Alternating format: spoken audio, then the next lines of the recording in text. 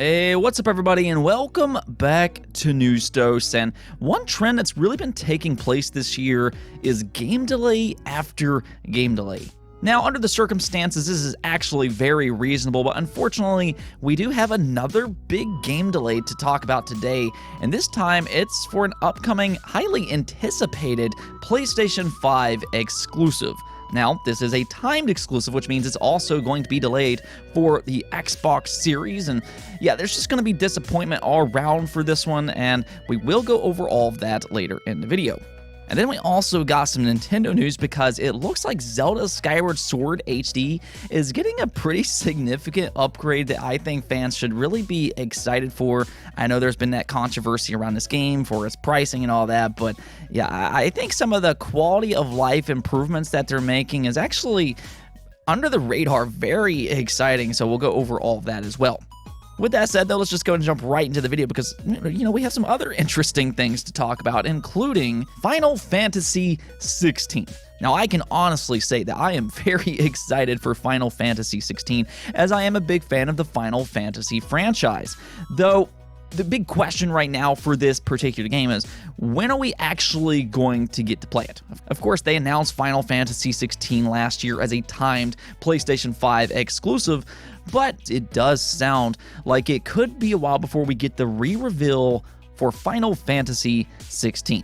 So what's happening is that in an interview, Yoshida did reveal that they want to show something for Final Fantasy 16 at the Tokyo Game Show this year, which takes place from September 30th to October 3rd. Of course, TGS is where a lot of these big Japanese games appear every year, but it does sound like Final Fantasy 16 might not meet the deadline because they seemingly want to wait until Final Fantasy 16 is closer to release. Yeah, so let's just go and check out what Yoshida had to say thanks to some translations made by Aitai Kamochi. We really want to show something for Tokyo Game Show 2021, but we probably can't make that deadline. We definitely want to show it, but isn't it better if when we do, you're able to play it right after? I personally don't like when small bits of info is released to string people along. I talked about this with the team and director Taikai-san. We want to reveal something where people will say, I want to play it now. Release it now. And we can reply, sure, here you go. So there you have it. Based off what he's saying here, it does sound like we might not see Final Fantasy 16 again until possibly 2022 when it's closer to release, but at the same time, it sounds like the wait will be well worth it. Now, we did also learn a few other things here, including voice recording for the English version is almost complete, all scenarios are set in stone, development is going well, but again, they might not be able to show it at TGS, and he wants to show it at the utmost quality so people can watch it and think instant buy. So even though we might have to wait a little while longer before we see Final Fantasy 16 again, everything is sounding really good so far, and I know for myself personally, I'm very excited. Next up, we got a surprise announcement today for an interesting game to say the least, and this is actually a Smash Brothers clone, but instead with Nickelodeon characters. Yeah, Nickelodeon All-Star Brawl was announced today and will release fall of 2021. And yeah, as you can clearly see here from this video provided by IGN, it's very clearly inspired by Super Smash Bros. I'm all for that though. I mean, if publishers want to try their own take on a genre like this, let's see what happens. I personally like when PlayStation tried it years ago with PlayStation All-Stars, and I always kind of hoped that Xbox would do the same thing. But really, I think Nickelodeon is a good fit for a game like this. Nickelodeon obviously has a lot of popular characters, and from the trailer alone, you see characters from Teenage Mutant Ninja Turtles, you see characters from Rugrats, SpongeBob, Danny Phantom, Invader Zim, and the list goes on and on. I'm just going to go ahead and say, as a kid, I would have absolutely loved playing a game like this because so many of the characters that are in this game were a big part of my childhood. So I would have been thrilled by a game like this. But the thing about this release is that a lot of these Nickelodeon games do have a tendency of being hit or miss, so we'll kind of have to wait and see how good this game actually is. But at the very least, I can honestly say that I'm intrigued, and the good news is that this particular game will release for all the main consoles, including the Nintendo Switch, Xbox, and PlayStation. Let me know some of the characters that you would like to see in this game, though. Again, I think there's a lot of potential with a Nickelodeon Smash Brothers type of game. I mean, I can honestly say that I'm hoping that this game turns out to be well, but yes, let me know some of the characters you would like to see in this Nickelodeon Smash Brothers-like game. Moving on, unfortunately, we do have a big game delay to talk about today.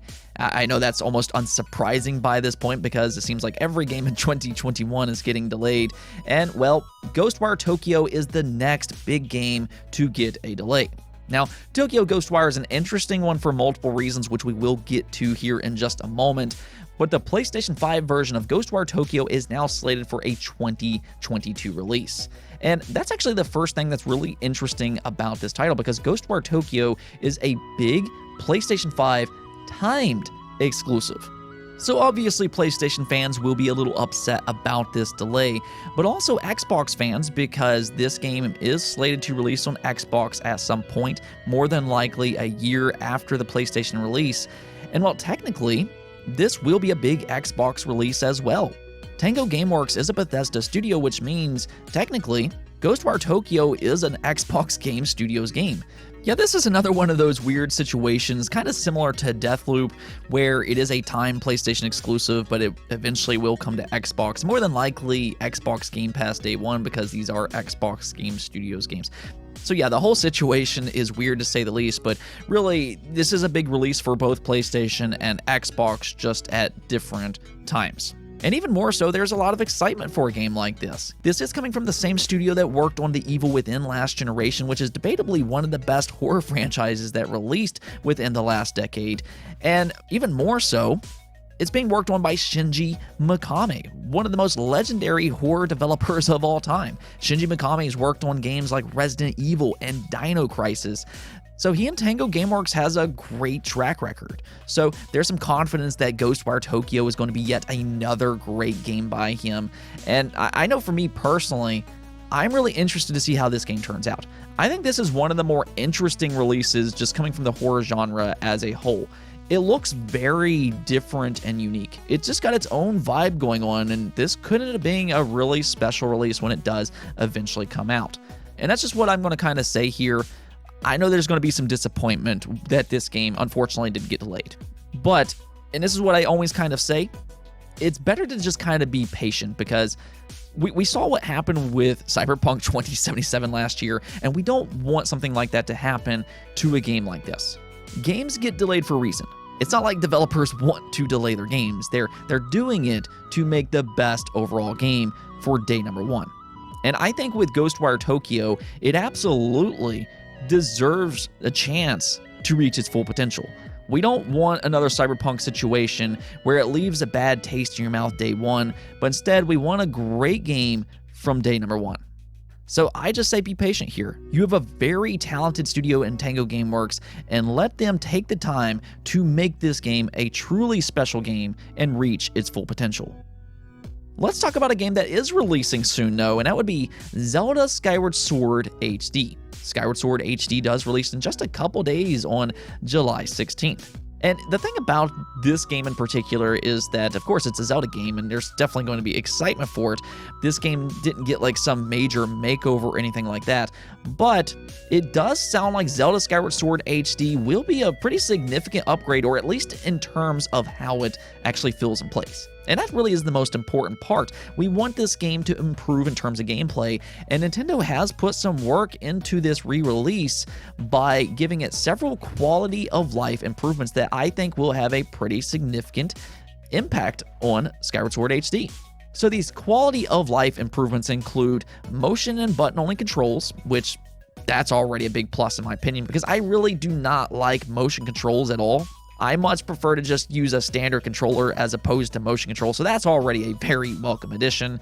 Skyward Sword HD will also have enhanced frame rate up to 60 frames per second now, which is, that's obviously a big change as well. You can fast forward dialogue, it'll have streamlined item information and skippable cutscenes, and you even have the shut up fee option, which is definitely a big plus. In the original, fee would give you hints in the game, even when you didn't want those hints, but now you can, simply ignore her. So that is a big plus.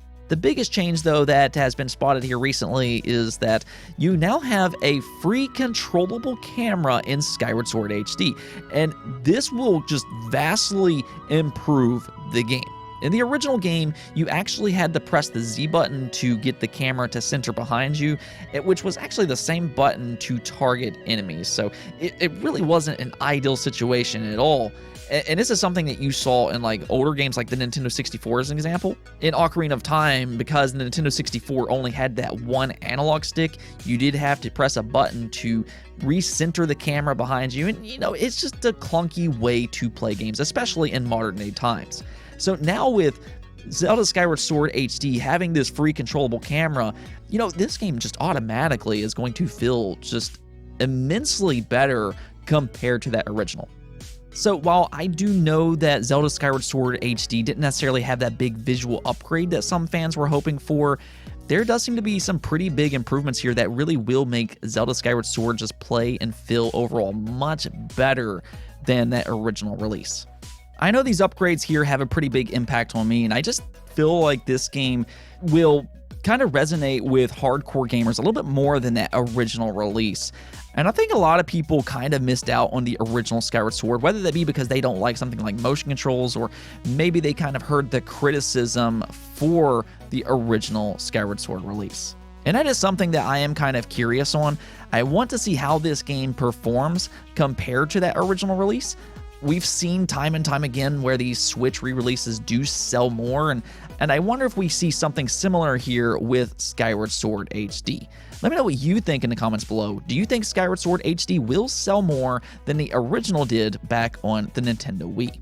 With that said, though, some of these quality of life improvements sound really good, and it has me even more excited to play Zelda Skyward Sword HD this week when it releases on July 16th. Now, before I go, I do want to talk about one last update that I think fans are going to be really happy about, and that is for NieR Automata over on Steam. Now, we've talked about this on the channel a few times, but NieR Automata over on Steam has been a bit broken since it released. And that really is unfortunate for multiple reasons. For starters, I think this game is an absolute masterpiece, and it just deserves better than what it's got on Steam. And fans have obviously been wanting a better version of this game on Steam for such a long time, and that's where things really took a strange turn, because not long ago, Square Enix actually had a separate PC release for NieR Automata on Xbox Game Pass for PC, and fans started to notice that there was some improvements with this version, and that just did not set well for fans at all. I mean, honestly, it's just not a good look for Square Enix, because meanwhile they have this broken version on Steam that they haven't fixed for years, and then they release a better version on the PC platform. So yeah, it just wasn't a good look. And yeah, there was a lot of controversy surrounding this subject, and a lot of very unhappy fans over on Steam. In fact, fans started to review bomb NieR Automata, and usually I don't condone that type of behavior, but here I think it was kind of merited under the circumstances. And you know what? Square Enix actually listened, because now they finally, after years of waiting, they have finally updated NieR Automata over on Steam. Yeah, they finally did it, and here's some of the changes that they made. NieR Automata on Steam now includes borderless video settings, Fidelity FX, HDR, anti-aliasing, UI textures up to 4K, cutscenes, global illumination, and ambient occlusion. They've also fixed several bugs altogether, and yeah, it just sounds like a much better overall version. So hopefully it's working well this time, because truly this game is an absolute masterpiece, and if for whatever reason you haven't played it yet, definitely do yourself a favor and go check that game out. And onto the poll of the day, though, and as we talked about yesterday, Ratchet & Clank Rift Apart has been having some pretty major success. And that is fantastic news, not just for PlayStation, but just in general for games like this. We've kind of seen the game industry move a little bit away from these mascot type of games in favor for more realistic type of games. I mean, mascot games used to be really big back in the 90s and early 2000s, but I mean, we just don't see these type of games very often anymore. And that's one of the reasons that I think Ratchet & Clank Rift Apart having so much success is such a great thing to see. And it got me to wondering, Would you like to see more of these dormant mascot games return this generation by getting this Ratchet & Clank Rift Apart treatment where, they just put a lot of time and effort into making the visuals look great and see what happens? Would you like to see more games like this? And well, 74% of you did say that yes, you would like to see more games like that this generation. And I completely agree with you here. And in the comments, you all brought up a lot of great games that they could bring back, including Jak and Daxter, Blinks, Jet Force Gemini, Banjo-Kazooie, Conker, Voodoo Vince, Sly Cooper, and the list just kind of goes on and on. And really, there's just so many games from that list that I would absolutely love to see return. Banjo-Kazooie, you all heard me talk about Banjo-Kazooie on this channel over and over again, and Xbox wants more family-friendly games. Why don't they just bring Banjo-Kazooie back? I really don't understand them sometimes, but we're just going to kind of move on beyond that. But also Conker. Conker isn't exactly family-friendly, but I would still like to see it return. And, with Sony working on Ratchet & Clank, I really think Jak and Daxter would be a perfect game to bring back. They're very similar in a lot of ways, and I just think that it would fit into the PlayStation catalog of games. But, the good news is that we are starting to see some of these games return, whether that be Crash Bandicoot with Crash 4, you have Ratchet & Clank Rift Apart, there's Psychonauts 2 that's coming later this year. Definitely pick that one up. I'm telling you, the first game was great, and the second one looks phenomenal as well, so don't forget to play that when it releases next month. But yeah, I want to see more of these games, absolutely. I want to see more of these games come back. Anyways, though, that's it for this episode, but if you liked the video, don't forget the bell notification and subscribe button for more content just like this. Also, if you'd like to support the channel through Patreon, thank you for making this content possible. Peace out.